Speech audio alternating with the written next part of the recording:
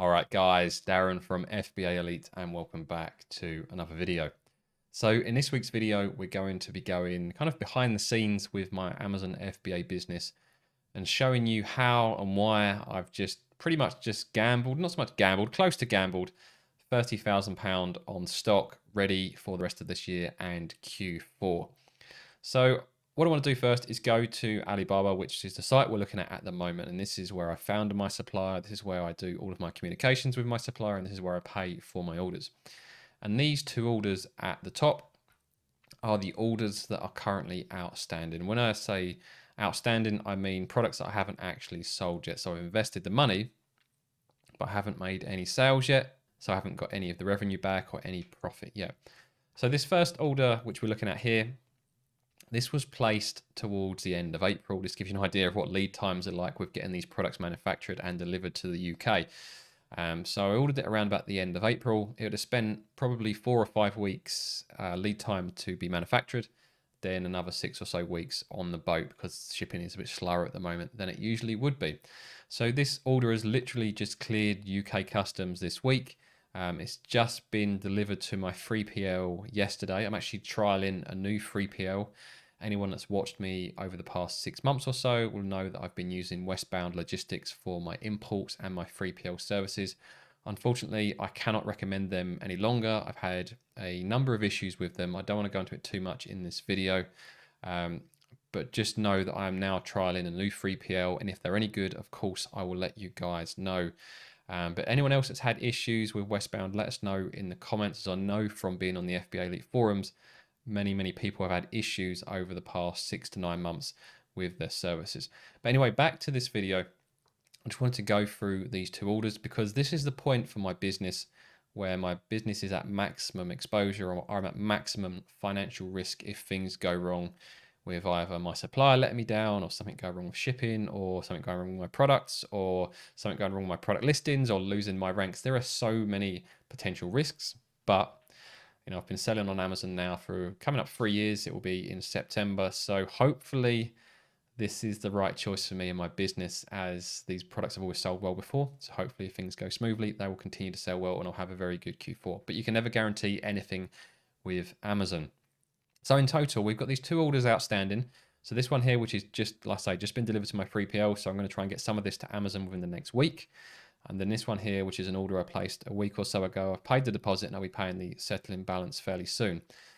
Now, the reason I have to have 2 batches of stock outstanding at any one time is mainly due to the lead time. So for example, this one here, like I say, I ordered at the end of April, took until the end of May for it to be manufactured. It's another 6 weeks or so on the boat. And that's what's kind of brought us until the end of, or sort of say the start of August, to get these products in the UK.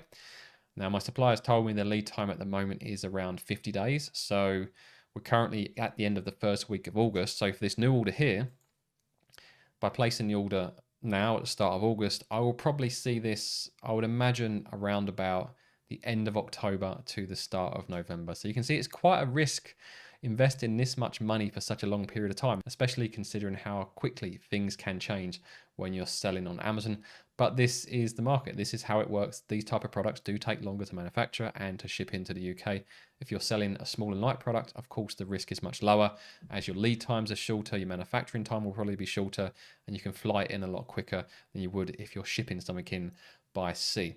So when you take these two orders in total, both of them around $18,000, which I've put into Google already, and they reckon that's around $13,500 per order. So that's around £27,000 that I'm going to have invested in inventory. And I've just had a shipment delivered. So that shipment that has just come through was the order that I placed in April. And I've been using Woodland for my imports. That's who I used to use before I started using Westbound. So I'm using Woodland again, as they never let me down. Unfortunately, they don't offer 3PL services, but this time Woodland are going to deliver directly to another 3PL for me.